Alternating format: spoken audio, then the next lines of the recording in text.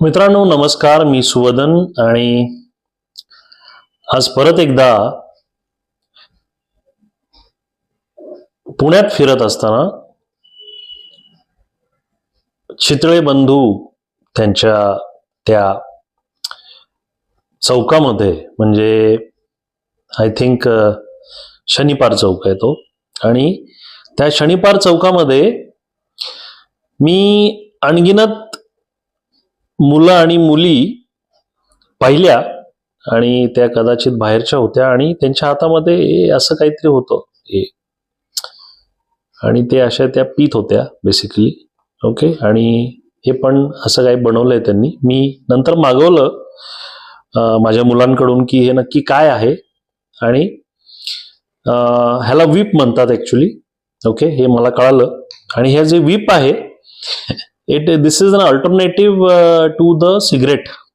Okay, आणि तुमची सिगरेटची लत जी आहे ती सुटावी आणि तुम्हाला त्रास होऊ नये, त्यामुळे हा जो व्हीप आहे तुम्ही वापरू शकता सिगरेटच्या माध्यमातून. तुम्ही पण ओढून बघितला, ऍक्च्युली मी मागवला कारण काय की आय वॉन्टेड टू चेक. आणि मला हे कळालं की थोडंसं गुगल सर्च केल्यानंतर की हा जो व्हीप आहे हा भारतामध्ये चायनाकडून येतो. Okay, this is a Chinese made product जो इंडियाच्या नावाने इथं खपवला जातो. आणि जो जेन झी आहे, ओके, म्हणजे आदरणीय बाळासाहेब ठाकरे म्हणायचे, एक शिवी द्यायचे ते, आणि ती खूप प्रेमाने आणि आदराने ती आपण ऐकायचो. आणि त्याला ते शिवी होती येड झव्या.